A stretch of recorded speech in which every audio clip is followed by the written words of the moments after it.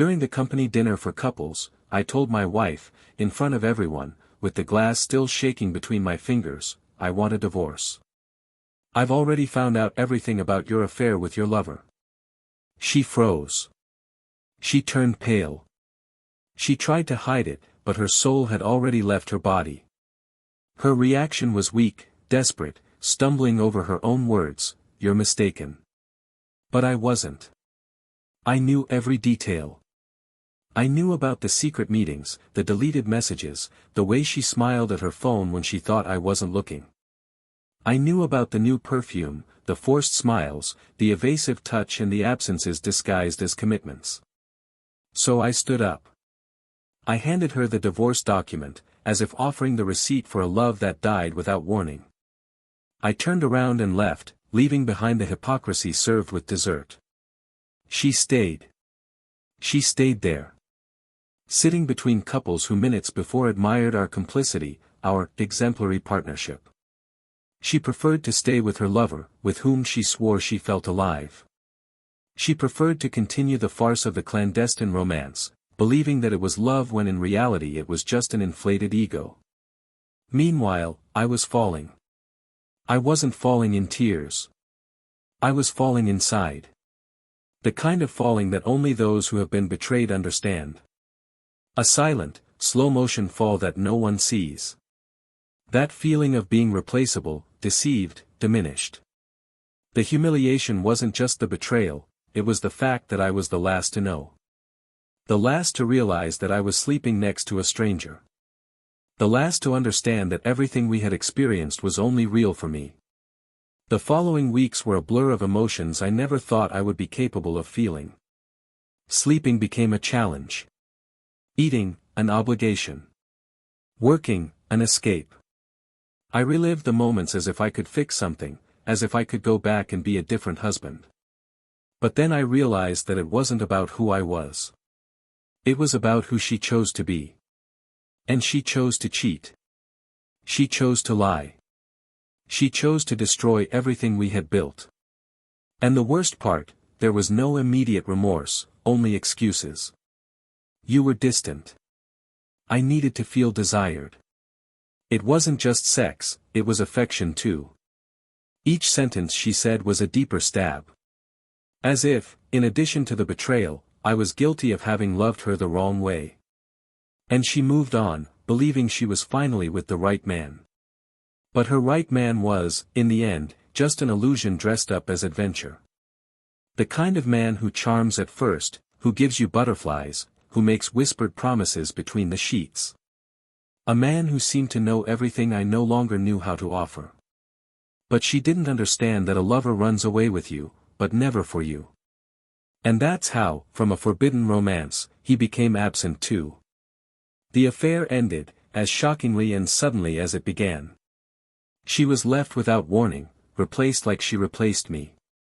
The cycle repeated itself, only now on her side. When reality hit, it came like a whirlwind. She looked for me. She tried to call. She sent messages. She said she was sorry, that only now did she see everything she had lost. That only now did she realize the value of a house that smells of coffee, of a laugh shared on the couch, of a hand that reaches out even when everything is falling apart. But it was too late. I was no longer the same man. The pain had transformed me. I had hit rock bottom, and from there, I was reborn. I reconnected with myself, with my values, with my forgotten desires. And, in the midst of this process, I met another woman. Someone who didn't come to fill holes, but to light the way. She, the traitor, found out about my new relationship just before she knocked on my door with swollen eyes, asking for another chance. She was met with silence. A silence that says more than any scream. She tried to argue. You still love me, I know. But love, when betrayed, does not die, it turns into self-respect. It turns into courage. It turns into freedom. I didn't hate her. To hate would be to care. And I no longer cared. I had stopped being the man she betrayed and became the man someone now truly admired. I was about to get married. And it wasn't to her. She saw with her own eyes what she had lost. Not through photos. Not through rumors. But face to face. She witnessed the gentleness with which I held another woman's hand. The lightness with which I smiled. The absence of hurt in my eyes.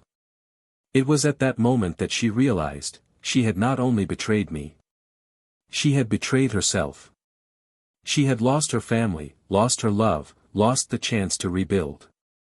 And she had lost forever the only man she would still have been able to forgive, if she had been truly loved. But what she doesn't know, and may never discover, is that not everything was as she imagined. Not everything was as clean as she thinks it was. There is a detail in this whole story, a detail that only I know. A secret that changed everything at the most unlikely moment. A truth that no one imagines and that reversed the course of this story when I least expected it. And that's when everything changes. Because not everything is what it seems. And sometimes, the forgiveness we don't give is the gift that saved our lives without us even realizing it. But to understand this, you need to go back. Back to the day everything fell apart. Back to the first lie. Back to the absent touch, the automatic kiss, the averted gaze. Back to the beginning, to understand how an entire heart was broken, and rebuilt. From scratch. With scars that today tell a story she will never be able to forget.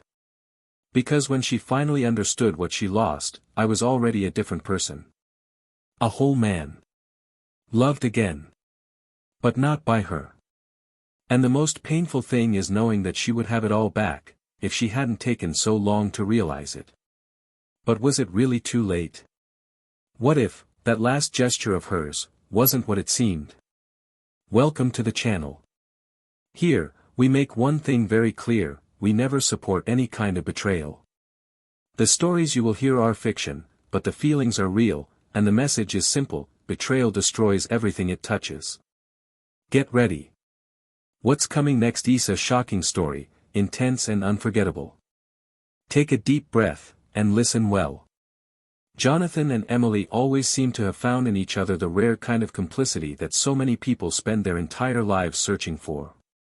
They were not a scandalously in love couple, nor the kind that would display excessive affection in public, but there was a kind of silent harmony between them, a private language made of glances, smiles and shared silences that only those who knew them closely could perceive. They got married on an October afternoon that began with a cloudy sky and ended with an orange sunset breaking through the clouds, as if the universe itself blessed their union with its most poetic signature. Emily wore a simple but elegant dress, and Jonathan could not take his eyes off her. As he approached the altar, he murmured something just for her to hear, something silly, probably, and she laughed with her eyes closed, as she did whenever he managed to break her anxiety. It had been like that from the beginning. They met in college, at a lecture neither of them wanted to attend. Jonathan was studying engineering and Emily was studying graphic design. Their lives should never have crossed, but on that sultry morning, she walked in late and sat down next to him, mumbling an apology as she hurriedly packed her things. He responded with a polite smile, unaware that this small, ordinary gesture would mark the beginning of the life he would build with her. Emily was restless, full of ideas, driven by an inner energy that Jonathan silently envied. He, on the other hand, was methodical, observant, and had an admirable patience, capable of remaining calm even in situations that would make anyone else feel like they were on the verge of an attack. This difference united them, what one lacked, the other overflowed. Little by little, through casual encounters on campus, quick coffees, and texts on exam nights, the feeling between them grew organically. There were never any exaggerated declarations, just a calm certainty that they were exactly where they were supposed to be. When they decided to move in together, they were still taking their first steps in their professional lives. Jonathan got a job at a civil engineering company that was expanding its projects, and Emily launched herself as a freelancer, accepting a variety of jobs, from logos for small brands to more elaborate visual identity projects. Together, they faced the first financial challenges, the tight budgets, the sacrifices necessary to make it all work. But even with the difficulties, there was an unshakable sense of partnership between the two, as if nothing could separate them as long as they were on the same side. Over time, things began to settle down. Jonathan grew within the company, leading teams, and taking on larger, more complex projects. Emily set up her own small studio in her home, a space that was her own, filled with plants, books, unfinished paintings, and natural light. On weekends, they enjoyed going for walks, trying new restaurants, and shopping together at the grocery store on Sunday mornings, when the city was still slowly waking up. They had friends in common, a few memorable trips, and lots of digital photo albums stored in carefully organized folders. It was, by any measure, a healthy marriage. Not perfect, because perfection doesn't exist, but based on trust, admiration, and friendship. Their conversations, even after years, were still interesting. Emily liked to talk about art, new visual trends, and projects she wanted to develop. Jonathan, although not exactly passionate about aesthetics, listened attentively. In return, he talked about structures, calculations, and technical challenges of the company's projects, and he saw a sincere curiosity in his wife's eyes, even when she didn't understand half of what he said. There was something comforting in knowing that even on subjects that didn't overlap, there was a mutual willingness to listen. They respected each other. And this respect was the basis of everything. But time, silently, began to change the contours of that stability. Without them realizing it, conversations became more practical, focused on bills, commitments, and schedules. Dinners that used to happen frequently became more sporadic, replaced by quick meals or nights when each person ate at different times. Emily immersed herself in new projects and began participating in events, fairs, and workshops to expand her network of contacts. Jonathan, in turn, accumulated more responsibilities at the company, which required him to travel frequently and work long hours. Both justified the growing distance with valid arguments: it's just a phase, or we're building something bigger. And perhaps they were. But the truth is that they began to lose each other. Even so, there were no frequent fights. Only absences. Small silences. Automatic gestures. A goodnight kiss that no longer came with the same warmth. A hug in the morning that seemed formal. And it was in this subtle emptiness that something began to change. Emily started to dress up more, to go out more often, to come home with a sparkle in her eyes that Jonathan hadn't seen in months. He noticed it. But he told himself that it was good to see her excited, that she was flourishing professionally. That was what mattered. And he, as always, remained firm. Silent. Trying to understand what was happening, but without confronting her. Because sometimes, love also hides behind the fear of losing. They still slept together, still shared a bed, but they were worlds apart. And that was why, when the couple's dinner organized by Jonathan's company came up, he insisted that she go. He wanted to see her there, among colleagues, like old times. He wanted to remember, perhaps, the reason she had fallen in love with him. Emily hesitated, citing commitments, tiredness, deadlines. But in the end, she agreed. And that day, she dressed with a care that Jonathan hadn't seen in a long time. And she was beautiful. She radiated presence. The kind of woman who makes everyone in the room stop for a second to stare. But seeing her like that, he felt a subtle discomfort, a strange pang in his chest, as if he no longer knew if she was getting dressed for him or in spite of him. As if she was there, but no longer with him.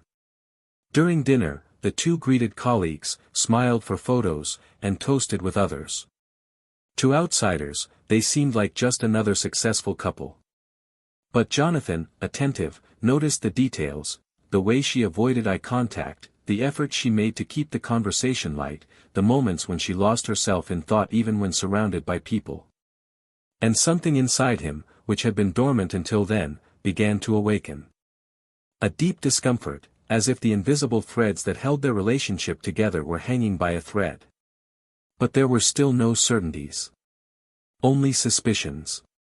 And he hated that. He had always been a man who dealt with facts, with logic, with evidence. And now here he was, being eaten away by doubt. When he got home that night, Jonathan didn't sleep. He sat in the living room, in silence, listening to the sounds of the early morning, trying to understand where everything had started to fall apart. He remembered their first date, the notes left on the refrigerator door, the letters exchanged on birthdays, the promises whispered in each other's ears. And he wondered where it had all gone. Emily was sleeping in the bedroom, exhausted, oblivious to his thoughts. And for the first time, he felt that perhaps he didn't know her anymore. That perhaps the love that united them had changed. Or worse, disappeared. But he still didn't know. There were still doubts. There was still hope. There was still room for reconstruction. And that's why, even with a heavy heart, he kept trying. He kept believing. Because true love, even when hurt, still fights before giving up. But sometimes, what seems like love is just attachment. And what seems like hope is just fear of facing the truth. And the truth was about to come out. Emily woke up earlier and earlier. Before the sun even touched the cracks in the curtains, she had already taken a shower, dressed in something unusual, and made a coffee that she rarely drank. Jonathan noticed these gestures, but pretended not to notice. Not out of naivety, but because part of him still wanted to believe that the changes were normal, phases, natural adjustments to the routine. Maybe it was just a new professional cycle for her, a demanding project, a new creative phase. Emily said she was involved in events, participating in exhibitions, invited to coffee with artists, meetings with clients who insisted on meeting outside of business hours. At first, he encouraged her. He thought it was nice to see her excited. But, little by little, her excitement began to be accompanied by absences. Schedules began to fail, lunches were cancelled at the last minute, dinners were scheduled and cancelled with increasingly generic excuses. There were days when she didn't go back to sleep, justifying it with tiredness or power outages in some cheap hotel she had rented in a hurry. Jonathan, rational as he was, began to organize everything in a mental spreadsheet. He wondered silently if it was distrust or paranoia. He checked her credit card statement when she left her purse on the table. He glanced at the notifications on his cell phone when it vibrated next to him. The recurring name of a specific client began to stand out. Someone who always asked for late changes, urgent revisions, unpostponable, personal meetings. Jonathan asked once, in the calmest voice possible, who it was. She answered that it was a common name, that there was nothing wrong with it, that this client's demands were intense but professional. He didn't insist. He just kept the answer to himself. At work, Jonathan began to lose focus. A man known for his accuracy, he now forgot calculations, missed deadlines, and mixed up files. His boss called him in for a chat. He offered him a few days off, hinting that perhaps he was going through some problem at home. He didn't respond. He smiled politely and thanked her for her concern. But inside him, something burned. It was like living with a ghost of memories. He slept next to the same woman, but he felt as if she were getting further and further away, more unattainable. And every time she smiled for some random reason, he wondered if that smile was his or someone else's. The confirmation, however, did not come directly. It came like a subtle poison, slowly dripping into his certainties. One day, during a business trip with Emily, Jonathan found a bracelet he didn't recognize in her studio. It was a man's bracelet. Simple, made of leather, with a small engraving of initials. It was on the table, as if someone had forgotten it in a hurry. He picked it up, looked at it for a few minutes, but didn't have the courage to ask. He just put it away, without knowing exactly why. That same night, he went through the photos on her old cell phone that she had left turned off in the drawer. Among the common images of projects and references, he found a sequence of selfies. They weren't explicit. But there was an intimacy in the framing, in the looks, in the way she held the cell phone to record small moments as a couple with someone who wasn't him. There were no clear faces, just hands, fragments of another man. That was enough. There was no shouting, there was no confrontation.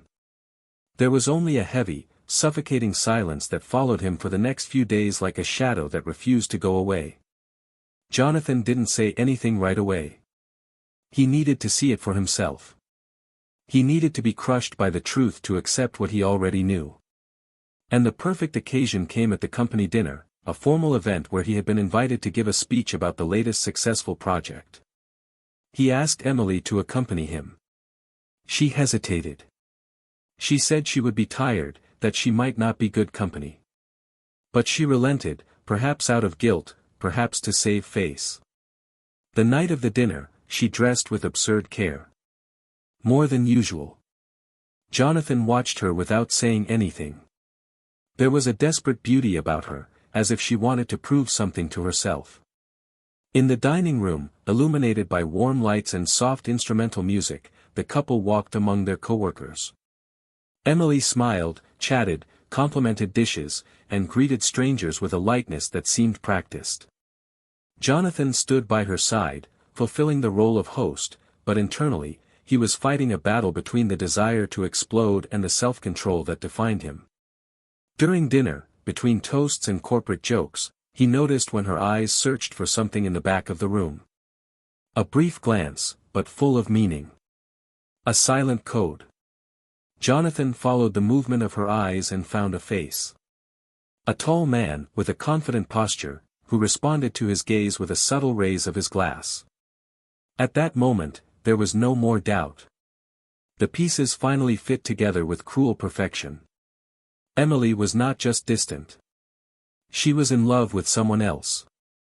And the other was there, in front of everyone, as if he were part of that world too. Jonathan smiled. A cold, restrained smile. He waited for the right moment. He stood up during a toast and asked for silence to thank everyone for coming. And it was there, in front of dozens of curious faces and raised glasses, that he announced, with the firm voice of someone who had rehearsed every syllable, "I want to make a special toast, to freedom. Today, I close a cycle. Emily, I have already found out everything about your affair with your lover. The divorce is in your hands." And he handed her an envelope, under the frozen gaze of those present. Emily stood still. Pale. Almost expressionless. She tried to tell him that he was mistaken, that it was absurd, that she didn't know what he was talking about. But her voice was shaking. Her eyes were blinking too fast. And before she could even try to get up, he had already walked away. He didn't look back. He didn't wait for an excuse. He didn't need to anymore. She stayed at dinner. She didn't run away, she didn't scream, she didn't hide. She just stayed. She regained her composure, took a deep breath, and feigned control. But inside, the castle was crumbling. And the man who had received her knowing gaze now watched her with a kind of silent anticipation that made her feel naked. That night, the house was empty. Jonathan didn't come back. Emily slept alone, trying to figure out where she had lost control of the narrative. She thought she could manage her feelings, keep everything under control, balance her affections between two worlds. But now, the world she had felt safe in had disappeared with a public and definitive sentence. Her home, her promises, her stability, everything was crumbling in the face of the truth she had tried to postpone. And while she tried to pick up the pieces of herself, Jonathan drove through the city, in silence. No music, no clear direction. Only guided by a survival instinct. The pain was real, yes, but there was something beyond it, a strange sense of freedom. For the first time in a long time, he felt like he was waking up from a long dream. And although he didn't yet know what to do from now on, he knew exactly what he wouldn't do, go back to the illusion he had sustained for too long. But what he didn't know yet, what she would never confess that night, was that there was something more. Something that could completely change the way he saw everything that had happened. Something that she kept with as much fear as regret. And that secret, when it was finally revealed, would be even more devastating than the betrayal itself. Emily spent days not knowing where Jonathan was. She called, sent messages, tried to contact mutual friends, even his boss, claiming vague concern, as if she were only looking for news about a confused husband, and not about the man she herself had publicly destroyed. There was no answer. No call was returned, no sign of life. The silence was absolute, cruel, sharp. And in that emptiness, she finally felt something she had avoided feeling until then, fear. Not the fear of being alone, but the fear of having passed the point of no return. She walked around the house, now too silent, staring at the paintings they had chosen together, the sofa where they watched movies on Sundays, the cutlery arranged the way Jonathan liked it. Everything remained in place, except him. She slept little, ate even less. She tried to convince herself that she was in control, that she could still turn everything around, that all it would take was a conversation, a sincere reunion, a genuine apology. But each day without an answer was a brutal reminder that perhaps she no longer had a place in his heart. Jonathan was far away. He had rented a small vacation apartment in another neighborhood, a clean, impersonal space where there were no memories. There were no photos, no smell, no past. Just silence and time. A lot of time. And that was what he needed. He spent his days alternating between work and the emptiness of solitude. He read, wrote, sometimes walked aimlessly. But he didn't cry. The tears had dried. What was left now was the slow reconstruction of himself. He knew that love had ended the moment he discovered that he had been emotionally replaced, but even so, there was something inside him that hurt more than the betrayal, the doubt about who she had really been throughout all those years. If the woman he had loved for so long was real, or just an edited version of the truth. Without warning, one afternoon, Emily was waiting for him outside work. She looked different. Her face was tired, her eyes were free of makeup, her hair tied up in a hasty way. He saw her from afar, hesitated, but kept walking. She approached cautiously. "Jonathan, I just need a few minutes, please." He took a deep breath, nodded curtly, and they walked to a nearby cafe, where they sat face to face for the first time since that night. The initial silence was absolute, dense, until she began. "I know what I did is unforgivable. I know I exposed you, humiliated you, destroyed what we had. And I'm not here to try to justify it. But I need to tell you something I've never been able to say. Something you need to know, even if you don't forgive me, even if you never want to see me again." Jonathan didn't say anything. He just stared. His eyes were fixed on her, but his soul was distant. Emily took a deep breath, as if she were diving into dark waters. "When I first got involved with him, it wasn't love, or passion, or a plan. It was need, it was vanity, it was an attempt to prove to myself that I was still desirable. I felt erased, Jonathan. I felt invisible. It's not your fault. It's mine. I lost myself. And at first, I really thought I could control everything. Until something happened." Jonathan remained silent. She bit her lip, trying to contain her anguish, then continued. "One afternoon, on the way back from a date, we passed by a shopping mall. We were holding hands. Yes, I was stupid. I didn't care who could see. And that's when everything changed. His mother was there. She saw us. She recognized me immediately. She looked at me with a contempt I had never felt before. And later, I found out that she had told his ex-wife everything. Yes, Jonathan. The man I was involved with was married. With children. I was used. I was a coward's escape. And when it all came to light, he left me. Disappeared. As if I were disposable. As if I had never been anything. And that was when I understood everything. That I had not only lost you. I had lost myself." She was crying now. The tears flowed unceremoniously, with restrained despair. Jonathan felt a chill run through his body. He remained silent for a few seconds, and then, in the calmest voice she could hope for, he asked. "And you only found out he was married after that?" Emily hesitated. "No. I found out before. A few weeks before. He said his marriage was over. That they slept in separate rooms. That she knew. I wanted to believe him. Because it was easier. Because I had already gone too far. And because, deep down, I wanted to escape the life we had without looking like the villain. I wanted to sabotage everything.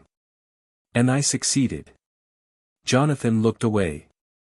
He was now looking out the window of the cafe, watching people passing by with bags, smiles, in a hurry. People with simple lives, perhaps monotonous, but complete. And he, in that moment, understood something that had been there all along. It wasn't just about betrayal. It was about selfishness. About destruction. About the cruelty of those who want everything but are unable to sustain anything. And yet, even in the face of her complete confession, there was something inside him that couldn't hate her completely. Maybe because love, even dead, still left traces of compassion. She came closer, touched his hand gently. "I know you're with someone.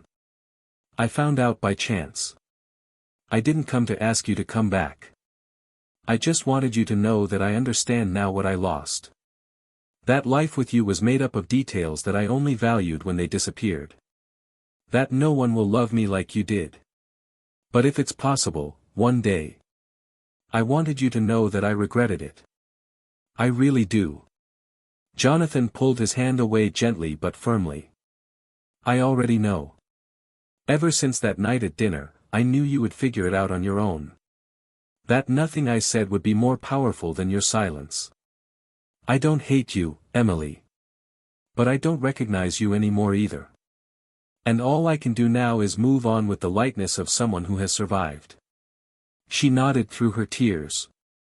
He stood up, paid the bill, and before he left, he looked at her one last time. But there was one detail that Emily still didn't know.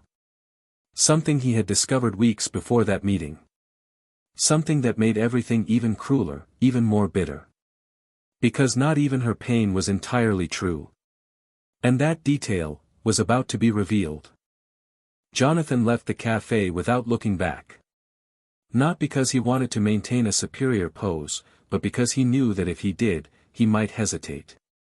And hesitation was the last thing he needed at that moment.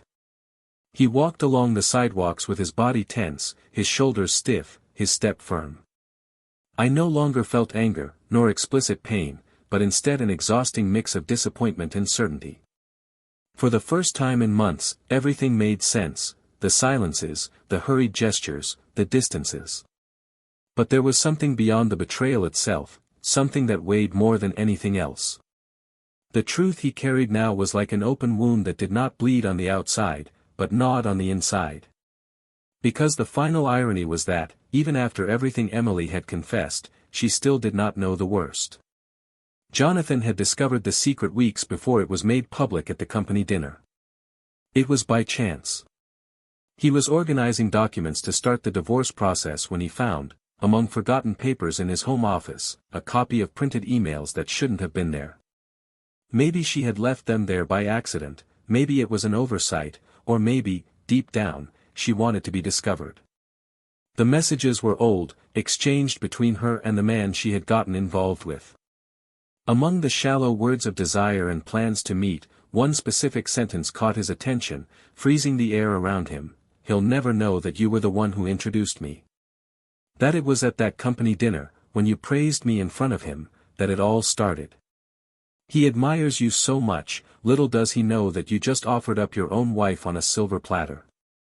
That line didn't make sense at first. But the more Jonathan reread it, the more the words took shape. And that's when it hit him. Emily's lover, the man she had destroyed everything for, wasn't just a stranger, or someone who had crossed her path by chance. He was an old colleague of Jonathan's. A professional with whom he had shared meetings, presentations, even informal dinners. A familiar face. A name he himself had mentioned at home, recommending his work, suggesting that Emily meet him, as perhaps they could exchange something creative. Jonathan, without knowing it, had been the link. He had planted the seed of his own downfall, with blind trust, never imagining that that cordial gesture would pave the way for everything that would come later. And that hurt more than the betrayal itself. Because it meant Emily already knew who he was. That she knew the bond. And yet, you chose to follow. You chose to feed something that was born from an intimate circle, almost familial. That made everything even crueler, as if respect had been completely dissolved from the beginning.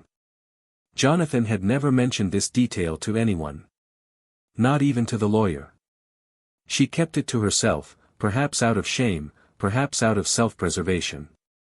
And now, sitting in his new office, surrounded by cold white walls, he wondered how he could carry this weight without letting it define him.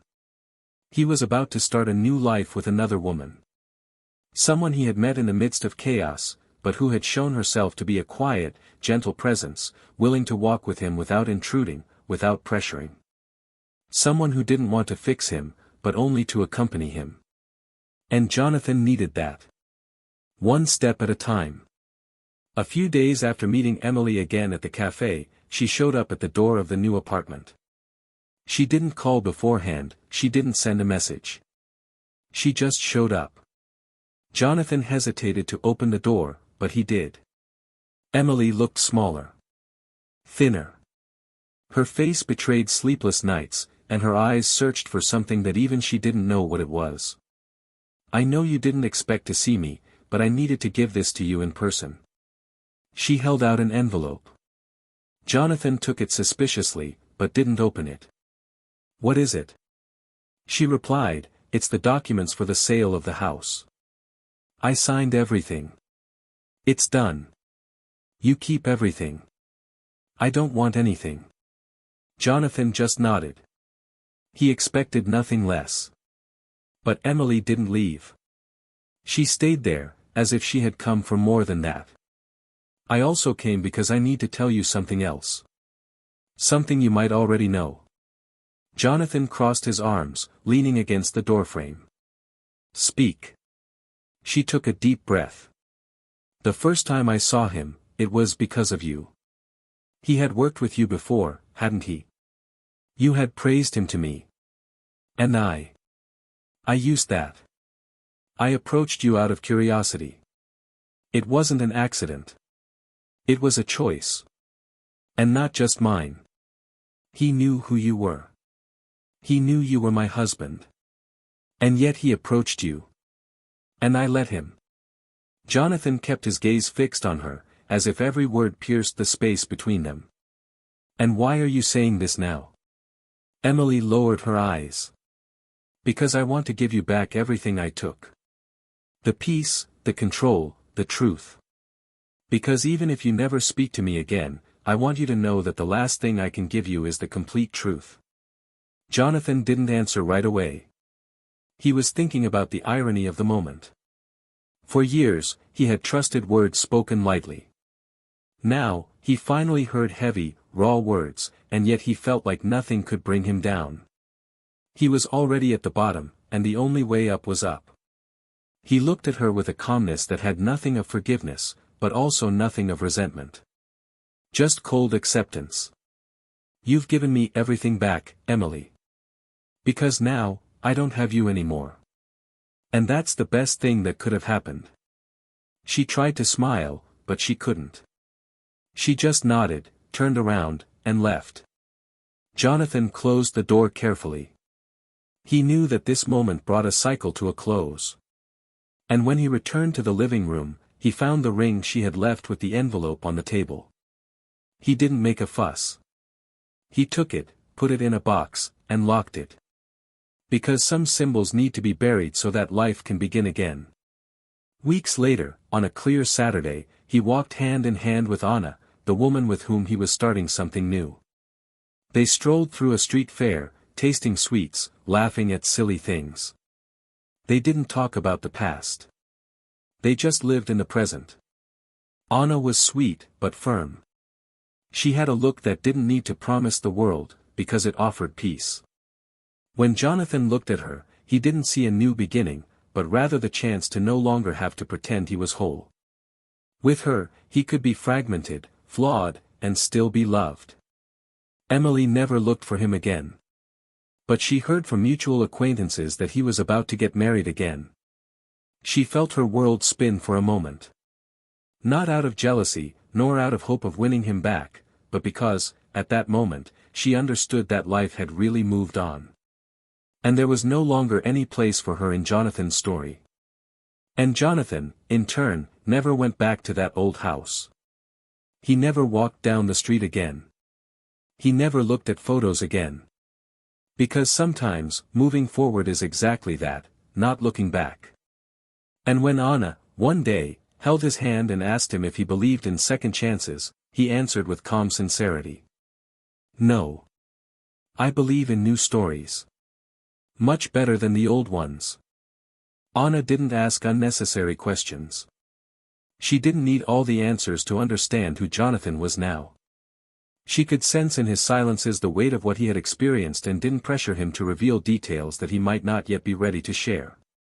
It was in the way she touched his arm when he looked away, or in the way she lay on his chest on nights when he stayed awake without saying a word.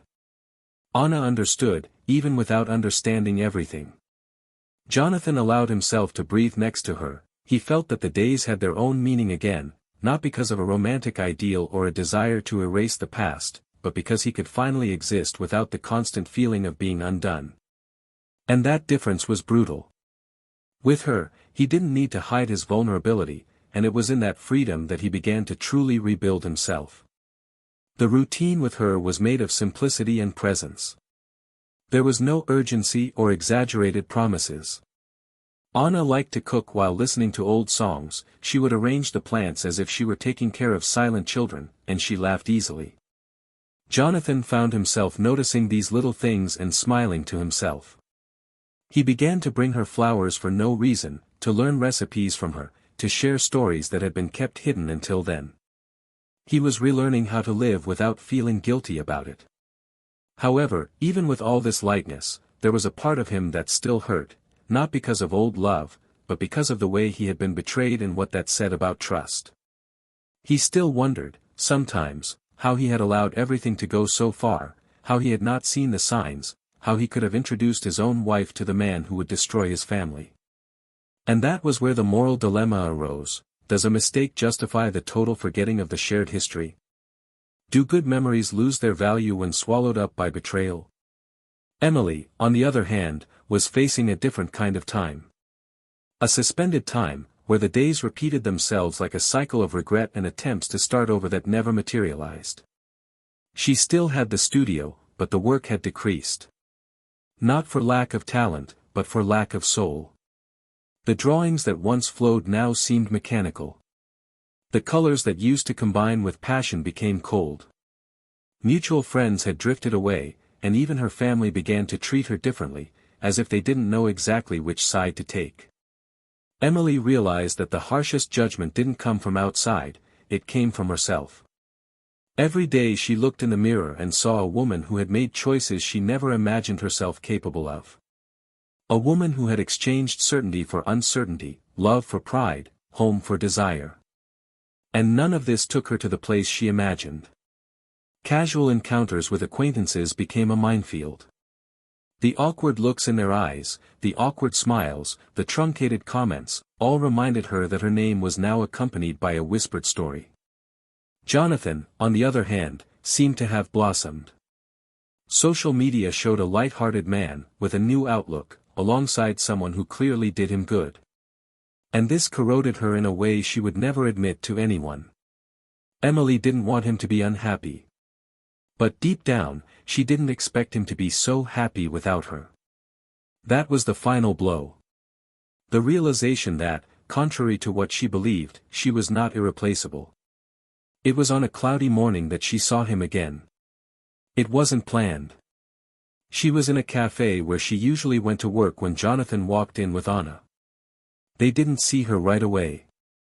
Emily watched them from afar, behind a cold cup, and what shocked her the most wasn't his presence with another woman, but the way he smiled. It wasn't a forced smile or the kind of laugh someone puts on to look good. It was something genuine, calm, a kind of happiness that came from within. Anna touched his face gently, and he closed his eyes for a second as if he wanted to keep that feeling. It was then that Emily understood that Jonathan had really moved on. Not with hurt, not with resentment, but with freedom. And that was the greatest punishment she ever imagined receiving. Because losing him wasn't the worst thing. The worst thing was knowing that he found himself again after her. And not because of her. Jonathan found out about Emily's presence in that cafe minutes after he left. One of the waitresses, who knew him from other visits, commented innocently. The woman from before was there. Alone. She looked sad. He just smiled lightly and replied that he hoped she would be okay. There was no provocation in his answer, just detached sincerity. That was exactly what he wanted now. Peace. And for everyone to bear the consequences of their choices. That night, when she returned home, Anna noticed a slight silence in him. Jonathan was deep in thought. He sat on the porch, staring at the dark sky, and she approached him with a glass of wine. She asked if everything was okay. He hesitated, then answered calmly. I saw someone from my past today. But I don't want to run away from it anymore. I just want to acknowledge it, accept it, and move on. Anna nodded with a small smile. She didn't need to know the details. Jonathan's past wasn't a threat, it was part of what made him who he was now. And that was enough. At the end of that week, Jonathan received an official invitation to a company event, a dinner to celebrate yet another major project completed. It would be the first event he would attend with Anne. Not out of vanity, but as a symbolic mark of a new beginning. Anne hesitated to go, fearing she would expose herself. But Jonathan reassured her. Now, the person standing next to him was the one who had chosen to stay. And he no longer had anything to hide. Across town, Emily received news of the event from a distant friend. She knew Jonathan would be there, with Anna. But something in her wanted to face reality head-on. She needed to see it with her own eyes, perhaps to give herself permission to accept that this cycle had, in fact, ended. And so, between hesitations and impulses, she decided to attend. On the night of the event, their eyes met. There was no scene, no words. Just two ex-lovers occupying opposite sides of a new life. Emily watched them for a moment. Anna noticed. Jonathan noticed, but didn't look away. Not out of pride, but out of courage. And it was in that brief, silent moment that life sealed the end of that story. Not with scandal. Not with pain. But with maturity and distance. Emily left the event early. She walked alone through the streets, her shoes in her hands and her face cold from the night breeze. She thought about everything that had been, everything that could have been, and everything that would never be again. That same night, Jonathan danced with Anna as if time had slowed down. And as they spun around smiling, he knew that he was finally where he was supposed to be. But there was still something to come. One last gesture. One pending decision that would give the story its final closure. Something that would put each piece in its place and make it clear that certain losses are not accidents, but inevitable responses to choices made with one's eyes closed. The week after dinner was strangely silent for everyone involved. Jonathan returned to work with a firm sense of serenity, not allowing himself to waste time on speculation, glances or murmurs that might arise among colleagues. He knew that his presence with Anna would not go unnoticed, especially given the public record of the end of his marriage. But he also knew that this moment was his. Not to prove anything to anyone, but to occupy the space that belonged to him, that of a man who had survived loss, humiliation and guilt, and who now, even though he still had scars, allowed himself to exist without the constant shadow of an unresolved past. Anna, as always, did not suffocate him. She did not pressure him for interpretations. She knew that he needed to live this cycle with the dignity that had been stolen from him. And it was with this silent complicity that same night, she waited for him on the porch of the house, where he arrived later than usual, without rushing, as if he had come from a necessary closure. Jonathan put down his keys, sat down next to her on the wooden bench they shared on their most introspective nights, and, before saying anything, rested his head on her shoulder. Anna hugged him as if she understood that not all silences need to be filled. They stayed there for a time they couldn't measure, until he, in a lower voice than usual, said that something inside him had been resolved. He didn't explain. He didn't elaborate. He just stated. And instead of asking for context, she smiled silently, as if she knew that there were times when understanding doesn't require knowing, just feeling. Meanwhile, on the other side of the city, Emily looked out the window of the apartment that had become a mirror of what she herself had become, a space that was too clean, too organized, as if she wanted to compensate for the internal chaos with external control. Not a single piece of furniture had been changed since Jonathan left, as if replacing any piece was a desperate attempt to erase the past, which she didn't want. She wanted to remember, perhaps because, deep down, she was still seeking some kind of inner penance. She knew that, in the eyes of others, she had already become the face of betrayal. But what no one saw was how much she had also been betrayed, by herself. By her impulsive decisions, by her pride, by that stupid feeling of invincibility that now made her pay the highest price, that of living the life she had chosen and, even so, not being able to call it life. One afternoon, he decided to visit his mother. It had been months since they had seen each other in person, and although their relationship had always been marked by a certain rigidity, Emily felt she needed to be close to someone who had known her since before everything. Her mother welcomed her strangely, but with affection. She served tea and asked how she was, without beating around the bush. Emily hesitated, but soon gave in, as if she could no longer maintain a narrative of control. He told her what he had done, how it all began, how it ended. His mother didn't say much. She just looked at her with calm, aged eyes and, after a long silence, said something that seemed simple, but that went through her completely. Not every mistake is unforgivable, my daughter. But some have consequences that last a lifetime. And it was in that sentence that Emily found the exact point between redemption and resignation. She would no longer seek forgiveness from anyone. All that was left now was to take responsibility for herself. For the pain, for the loss, and for choosing a path of no return. At the end of that month, Jonathan received an unexpected email from an old mutual acquaintance of his and Emily's. An invitation. A graphic design exhibition at a gallery in the city. The text didn't directly mention her, but it was clear that she would be participating. Jonathan didn't respond right away. But something made him wonder about the meaning of that invitation. Was it a silent request for recognition? An attempt to show that, despite everything, she still existed professionally? Or was it just a coincidence? Jonathan printed out the invitation, put it in a drawer, and went about his day. He didn't tell Anna about it. Not because it was a secret, but because he wasn't yet sure what it meant to him. A few days later, when visiting a bookstore with Anna, he found a book with a delicate cover that featured illustrations by a local artist. He leafed through it without paying much attention until he recognized, among the images, the style he knew so well. It was Emily. And that made him stop. Not because of nostalgia, but because of the realization that, in some way, she was still part of the world. She was still creating.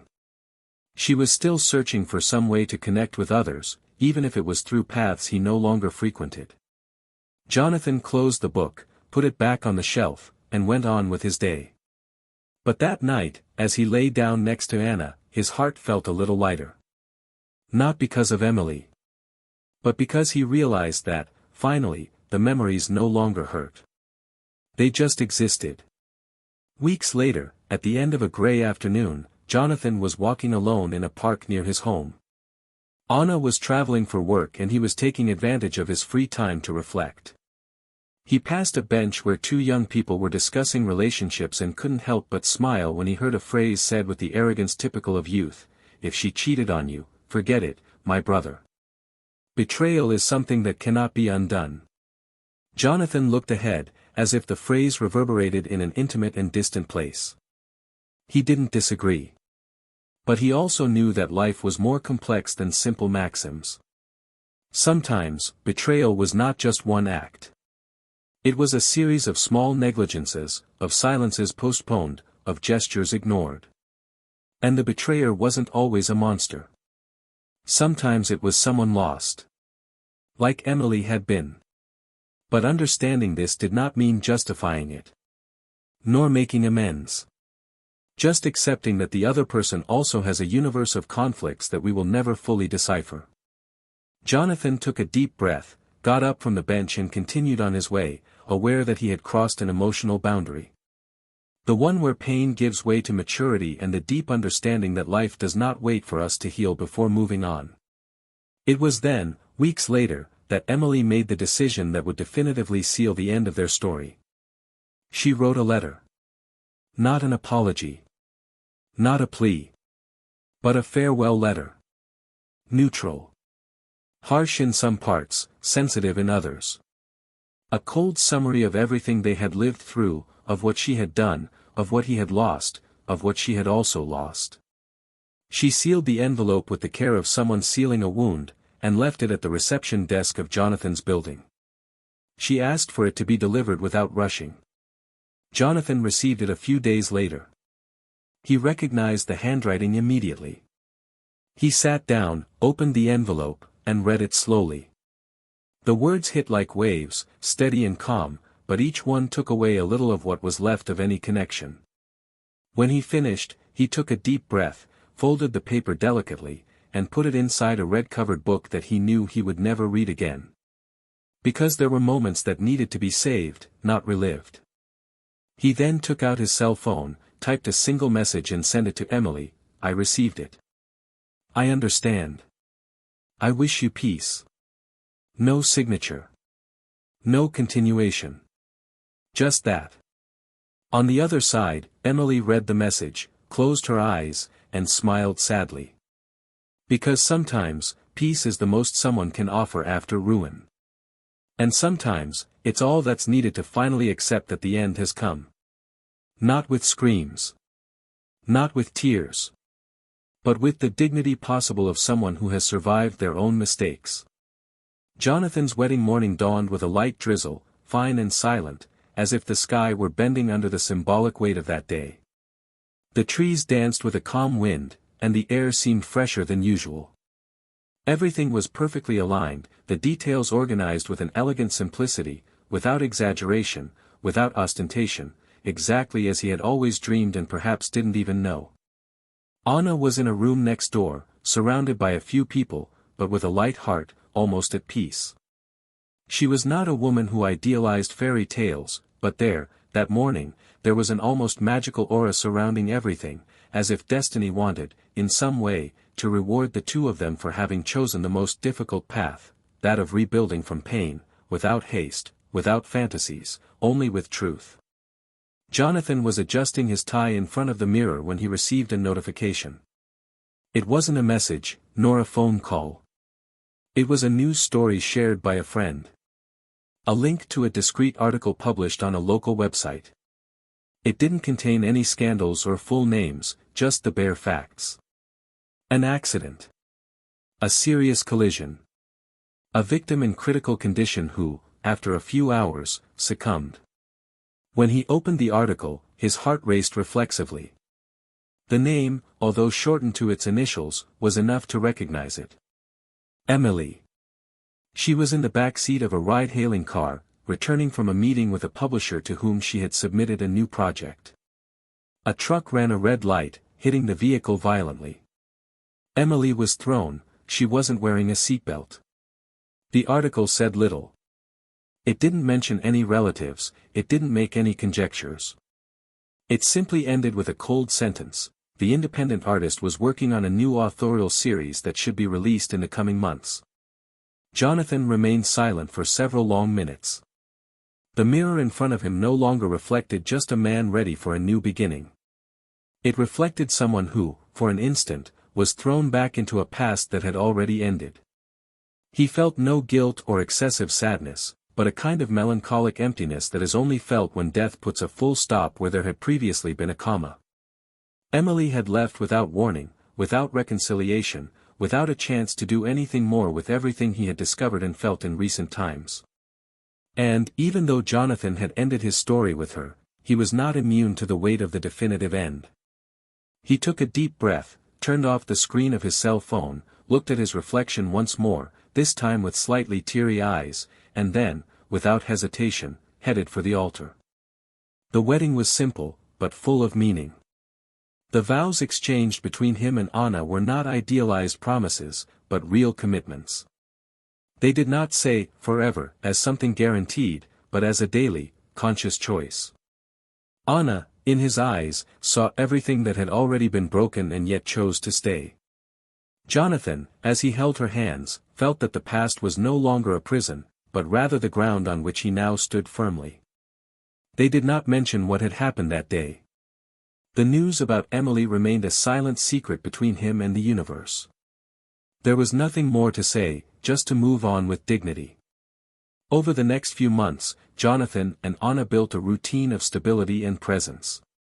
They traveled on the weekends, grew a small garden on the balcony, and, most importantly, maintained the habit of talking about everything, even the silences. Life wasn't perfect, but it was real. And that was enough. He didn't hold grudges, nor did he cultivate memories with bitterness. Over time, he realized that remembering Emily no longer hurt. Sometimes, he would look back at an old photograph by chance, and he could smile at something he had experienced, without letting it define him. That was the true beginning, not erasing the past, but giving it new meaning. Emily, on the other hand, left no letters or emotional testaments. Only unfinished sketches, drafts of ideas that would never be finalized, and a folder with short texts, intimate outbursts that might one day be published, or perhaps just read by someone who knew her beyond the surface. Among these texts, one stood out. A sort of confession, written weeks before the accident. I lost the man who loved me because I mistook freedom for ego. Now, I know that freedom is not doing what you want, but knowing what you should preserve. Too late, but at least I understood. These words never reached Jonathan. They remained in a file, in a digital cloud, where perhaps no one else would find them. And, in a way, that made sense. Emily lived and left with her truths, her mistakes, her silent redemption, the one that does not require forgiveness, only understanding. Time passed. A year. Then 2. Jonathan, now the father of a daughter with Anna, looked at his daughter with the eyes of someone who deeply understood the value of rebuilding. He wanted to be the kind of example for her that he himself sought to be when everything fell apart. A man who fell, yes, but who knew how to get back up. And on the nights when he rocked his daughter in his arms, he told her stories that never ended with princes and castles, but with ordinary people who learned to love again, despite everything. Today, looking back, he understands that the betrayal was just the beginning of something bigger. The pain, the breakdown, the loneliness, all of it served as the broken ground where the most honest version of himself was born. And that's why, even with all the wounds, he wouldn't go back. Because love, sometimes, is knowing how to walk away. Other times, it's knowing how to forgive. But always, it's knowing how to start over. If you've made it this far, tell us what you think of this story. What would you have done in Jonathan's place? Would you have forgiven him? Would you have moved on in the same way? Your opinion is very important to us. Subscribe to the channel now, turn on notifications, and share this story with someone who needs to hear it today. Remember, on this channel, we do not support any kind of betrayal. The stories told here are fictional, but they carry real lessons. And the biggest one is clear: betrayal doesn't just destroy relationships, it devastates love, trust, dreams and, most importantly, the future. Be loyal. Be true. Because when trust is broken, love can't always survive. Until the next story.